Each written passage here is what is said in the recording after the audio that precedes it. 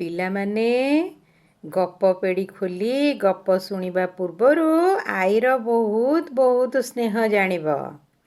ଆଜି ଗପ ପେଡ଼ିରୁ କେଉଁ ଗପ ମିଳିଛି ଜାଣିଛ? ମୂର୍ଖର କେବେ ଭୁଲ ହୁଏ ନାହିଁ। ତୁମମାନଙ୍କ ମନରେ ଆସୁଥିବ, ମୂର୍ଖର ପୁଣି ଭୁଲ ହୁଏ ନା? ଏ କି କଥା? ଯିଏ ଭୁଲ କରେ ସିଏ ହିଁ ମୂର୍ଖ। କିନ୍ତୁ ଆଈ କ'ଣ ଭୁଲ ଭାଲ କହିଲେଣି? ତେବେ ଆସ ଶୁଣିବା। ଗୋପୀନାଥ ବାବୁ ବୋଲି ଜଣେ ଶିକ୍ଷକ ଥିଲେ। ତାଙ୍କର 5ଟି ପୁଅ ଥିଲେ। ପ୍ରାୟ ସମସ୍ତେ ବଡ଼ ହୋଇ କଲେଜରେ ପଢ଼ୁଥିଲେ। ହେଲେ ସାନ ପୁଅଟି ଅଷ୍ଟମରେ ପଢ଼ୁଥିଲା। କିନ୍ତୁ ସାମାନ୍ୟ ଛୋଟା, ନିଜ କାମ ନିଜେ କରେ, ଅନ୍ୟାନ୍ୟ କାମ ମଧ୍ୟ କରେ। ହେଲେ ବହୁତ ଧାଁ ଦୌଡ଼, ମୋଟା କାମ କରିପାରେ ନା। ପିଲାମାନେ ସିନା ବଡ଼ ହୋଇଯାଇଥିଲେ, କିନ୍ତୁ ବାପା ମା ବୁଢ଼ା ବୁଢ଼ୀ ହେଇଯାଇଥିଲେ। ଗୋପୀନାଥ ବାବୁ ସବୁ ପିଲାମାନଙ୍କୁ ଡାକି କହିଲେ, ପିଲାମାନେ ତୁମେ ବଡ଼ ହୋଇଗଲଣି। ରୋନୁ ଆଉ ସୋନୁ ତ ଏବେ ବଡ଼ ହୋଇଗଲେଣି, ହଷ୍ଟେଲରେ ରହିଲଣି, ନିଜ କାମ ନିଜେ କଲଣି। ଏଥର ଦୁର୍ଗା ପୂଜାରେ ବୋଉକୁ ସାହାଯ୍ୟ କରିବ। ତୁମ ଦୁହିଁଙ୍କ ଠାରୁ ମନୁ ଆଉ ବିନୁ ଆହୁରି ବଡ଼। ଆଉ କେଇଦିନେ ଚାକିରି କରିବେ। ସଫାସଫି କାମ ପାଇଁ ବାହାର ଲୋକଙ୍କୁ ଯେଉଁ ଟଙ୍କା ଦେଇଥାନ୍ତି, ତୁମେ ସେଇ ଟଙ୍କା ନେଇଯିବ। ତୁମର ଅଧିକା ଦୁର୍ଗା ପୂଜା ଖର୍ଚ୍ଚ ମିଳିଯିବ। କଥାଟି ଶୁଣୁ ଶୁଣୁ ସମସ୍ତେ ରାଜି ହେଇଗଲେ। ମନେ ମନେ ଭାବିଲେ, ବେଶୀ ଟଙ୍କା ମିଳିଲେ ଦୁର୍ଗା ପୂଜା ଖର୍ଚ୍ଚଟା ଟିକେ ଭଲରେ ହେବ। ଗୋପୀନାଥ ବାବୁ କହିଲେ, ପିଲେ ତୁମମାନଙ୍କ ବୟସ ଏବଂ ସାମର୍ଥ୍ୟ ଅନୁସାରେ ମୁଁ କାମ ଭାଗ କରିକି ଦେବି, ନା କ'ଣ କହୁଛ? ପିଲାଏ ଏକା ସ୍ୱରରେ କହିଲେ, ଆଜ୍ଞା ବାପା। ବାପା କହିଲେ, ରୋନୁ କାଚ ଜିନିଷ ଥିବା ଆଲମିରା ଆଉ ବହି ଥାକ ସଜାଡ଼ିବ। ସୋନୁ ସଜାଡ଼ିବ ଲୁଗାପଟା ଆଲମିରା। ମନୁ ଆଉ ବିନୁ ଖଳାବାଡ଼ି ସଫା କରିଦେବେ।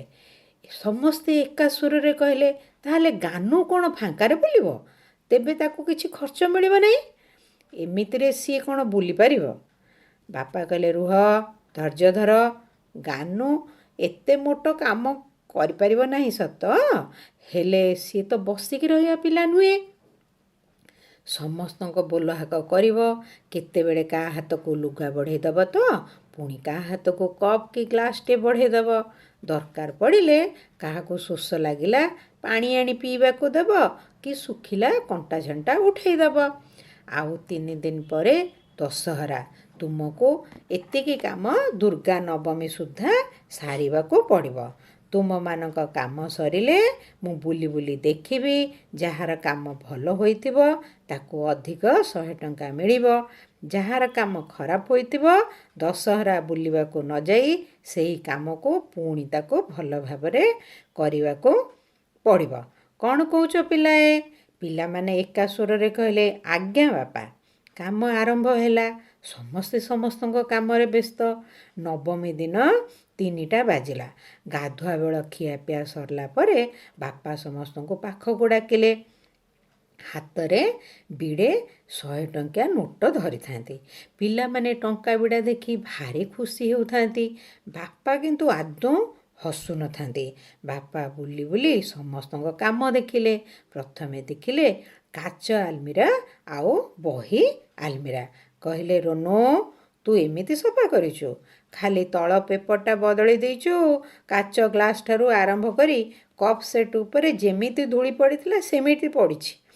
ଆଉ ବହି କଡ଼ଗୁଡ଼ିକରେ ଯେମିତି ଅଳନ୍ଧୁ ଲାଗିଛି। ତୁ ତାହେଲେ କ'ଣ ସଫା କରିଛୁ? ରୋନୁ ଶୁଣୁ ଶୁଣୁ ଘାଉଁକି ମାଡ଼ି ବସିଲା। କହିଲା, ବାପା ମୁଁ ପେପର ପକାଉଥିଲି। ମୋ ସାଙ୍ଗ ସୁଧୀର ଆସିଲା। ମୁଁ ହଷ୍ଟେଲରୁ ଆସିଛି ବୋଲି ଦେଖା କରି ତାଙ୍କ ଘରକୁ ଡାକିନେଲା।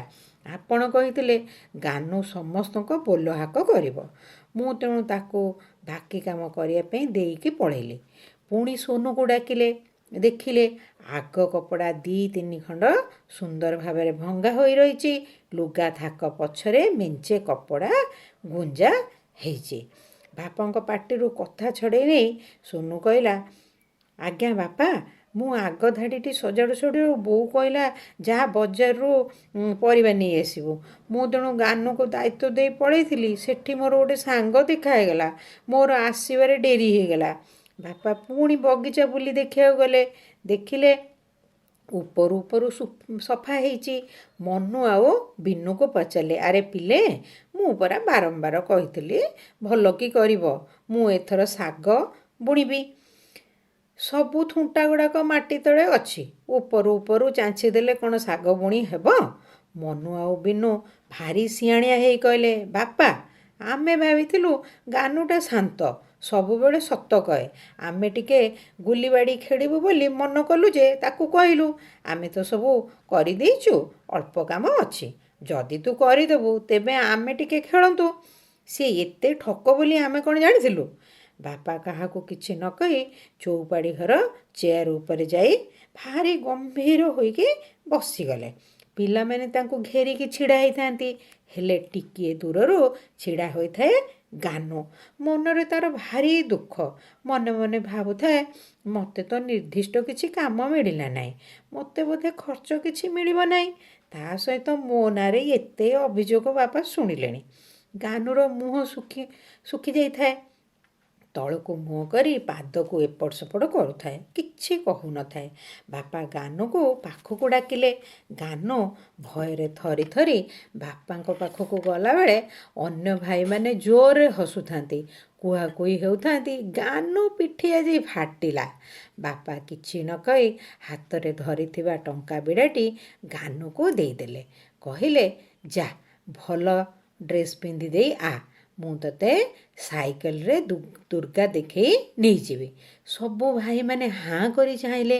ଅଭିଯୋଗ କରି କହିଲେ, ବାପା, ସିଏ ତ କିଛି କାମ କରିନାହିଁ, ତାକୁ ଆପଣ। ବାପା ସେମାନଙ୍କ କଥା ପୂର୍ଣ୍ଣ କରିବାକୁ ଦେଲେ ନାହିଁ। କହିଲେ, ମୁଁ ତ ଦାଣ୍ଡରୁ ବାଡ଼ି ଯାଏ ଗୋଟି ଗୋଟି କରି ଦେଖିଲି, କେଉଁ ଗୋଟିଏ କାମ ଠିକ୍ ଭାବେ ହୋଇନାହିଁ। ତାହେଲେ ତୁମମାନଙ୍କ କଥା ଅନୁସାରେ ସବୁ ଖରାପ କାମ ଗାନୁ ଦ୍ୱାରା ହୋଇଛି। ତାମାନେ ତୁମେମାନେ କିଛି କରିନାହ, କ'ଣ କହୁଛ? ପିଲାଏ, ଗପଟିରୁ କ'ଣ ଶିଖିଲ? ମୂର୍ଖର କେବେ ଭୁଲ ହୁଏ ନାହିଁ। ଯିଏ ପାଠ ପଢ଼ିବ, ପରୀକ୍ଷା ଦେବ, ଭୁଲ ହେବ, ସେଇଥିରୁ ଶିଖିବ। ଯିଏ ଆଦୌ ପଢ଼ିବ ନାହିଁ, ତାର ଭୁଲ ହେବ କି? ଆଉ ଗୋଟିଏ ବଡ଼ କଥା, ସତ କହିବାକୁ ହେଲେ ସାହସ ଦରକାର। ନିଜର ଭୁଲ ଲୁଚାଇବାକୁ ଯାଇ ଅନ୍ୟ ଉପରେ ଦୋଷ ଲଦିଦେଲେ ନିଜର କ୍ଷତି ହେବ। ତାହେଲେ ଆଜି ପାଇଁ ଏତିକ।